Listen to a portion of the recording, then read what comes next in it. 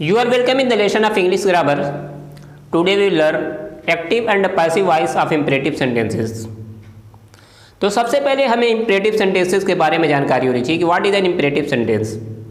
Imperative sentence ऐसा sentence होता है जिससे किसी को कुछ एडवाइस दी जाए, किसी को कोई रिक्वेस्ट किया जाए, किसी को कोई आर्डर दिया जाए। ऐसे सेंटेंसेस को इम्परेटिव सेंटेंस में लिखा जाता है और इस सेंटेंस की शुरुआत अक्सर किसी वर्ब से होती है, जैसे open the door, open is a verb. Switch off your mobile, switch off is a verb. Go out from here, यहाँ से चले जाओ, go out is a verb. Sit down, stand up. Do not worry, don't play outside in the field. All this sentence are started with a verb. तो ये sentence imperative sentence है। या फिर kindly से स्टार्ट होता है, please से start होता है। Please give me a glass of water, please lend me your pen for 2 days, please stand up, kindly do this work for me. तो इस तरह के सेंटेंसेस इम्परेटिव सेंटेंस होते हैं। तो ऐसे सेंटेंसेस को हम इम्परेटिव सेंटेंसेस को हम एक्टिव वॉइस से पैसिव वॉइस में कैसे चेंज करते हैं, इसके रूल्स होते हैं। तो आइए देखते हैं कि इसको हम इम्परेटिव सेंटेंस को पैसिव वॉइस में कैसे बदलें। तो पहले लिखा है ऑर्डर या कमांड, यानी कि ऐसे सेंटेंस जो ऑर्डर या कमांड में हों, जिसमें कोई ऑर्डर दिया गया हो, किसी को कोई आदेश किया गया हो। जैसे सेंटेंस लिखा गया है shut the door, shut the door. तो ऐसे सेंटेंसेस में लेट का यूज़ करते हैं।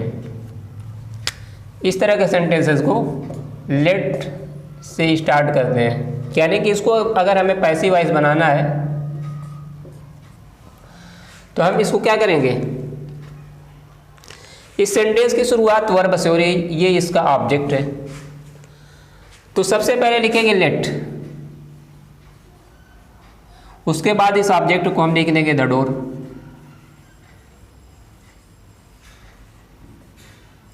इसके बाद लिखेंगे B,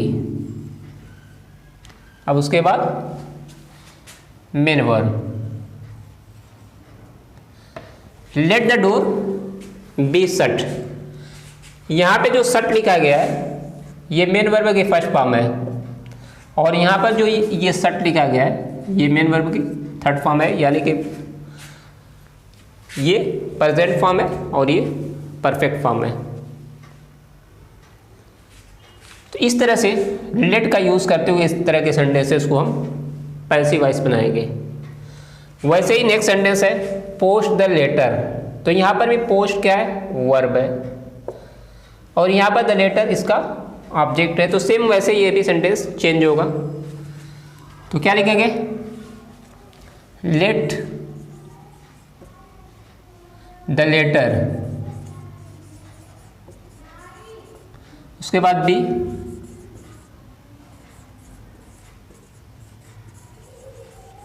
posted. Let the letter be posted.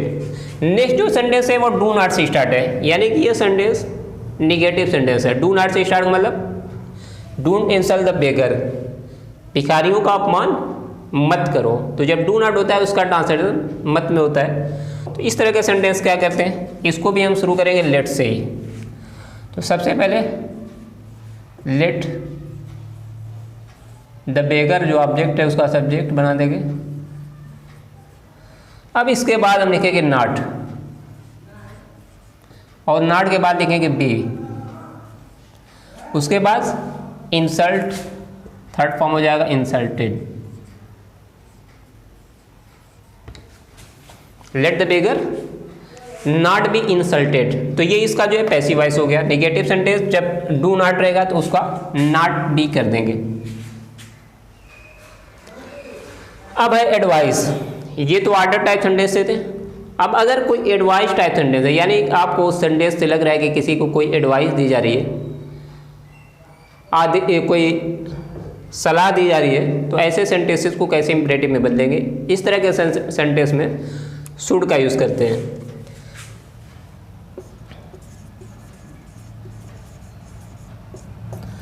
Take your medicine regularly. अब टेक योर मेडिसिन लिखा गया है, योर मेडिसिन इसमें ऑब्जेक्ट है, तो इसको हम यहाँ पर सब्जेक्ट बनाएंगे।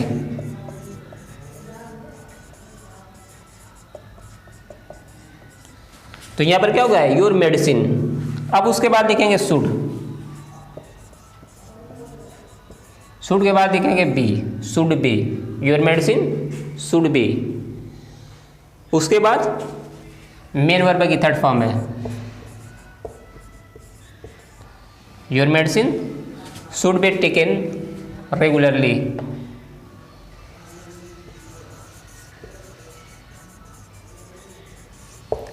Your medicine should be taken regularly.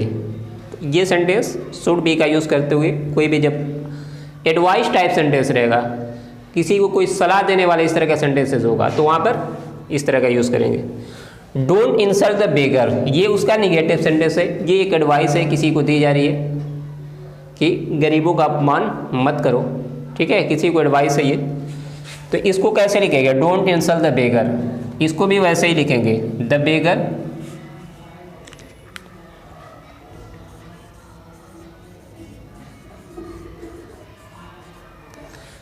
Should not B, यहाँ पर निगेटिव है तो शुड नॉट हो जाएगा।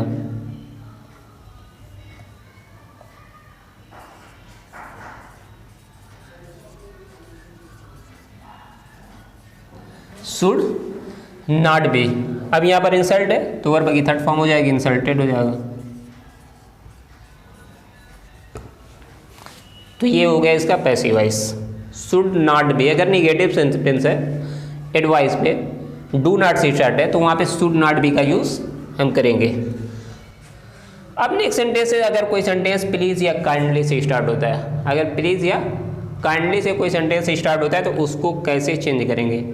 तो सबसे पहले प्लीज़ या काइंडली को रिमूव कर देंगे जब पैसिव वॉइस बनाएंगे, तो पैसिव वॉइस में प्लीज़ या काइंडली का यूज़ नहीं होगा। तो कैसे लेंगे, प्लीज़ डू दिस वर्क। तो इस तरह का जब सेंटेंस आएगा तो उसमें यू आर रिक्वेस्टेड का यूज़ करते हैं, यू आर रिक्वेस्टेड टू, इसमें यूज़ करेंगे प्लीज़ या काइंडली से जब कोई सेंटेंस स्टार्ट होगा तो प्लीज़, तो यू आर रिक्वेस्टेड टू पहले लिख लेंगे, यू आर रिक्वेस्टेड टू हो गया। अब यहाँ पर जो ये सेंटेंस बच रहा है प्लीज़ के लिए, ये जो उसका ऑप्शन है इसको लिखने के बाद इसे हम वैसे ही कॉपी कर देंगे जो जैसे लिखा गया, डू दिस वर्क।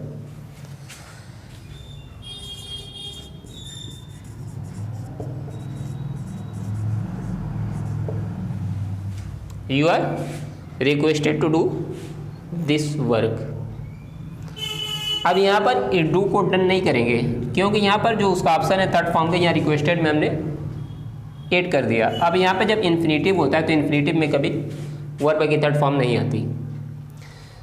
नेक्स्ट है काइंडली पोस्ट दिस लेटर, तो इसको भी वैसे ही लिखेंगे, यू आर रिक्वेस्टेड करके ही, तो you are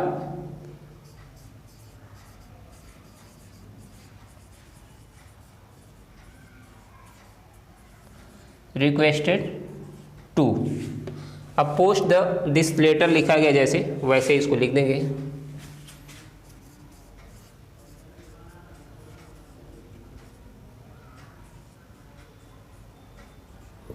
you are requested to post this letter.